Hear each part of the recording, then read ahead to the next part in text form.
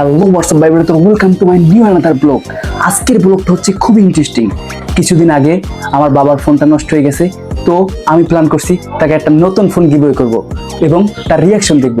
তো বেশি প্যাক না করে চলুন আজকের ভিডিওটি শুরু করা যাক।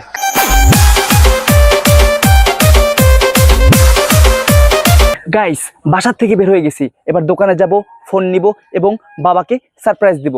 সাথেই থাকবেন, লেটস গো।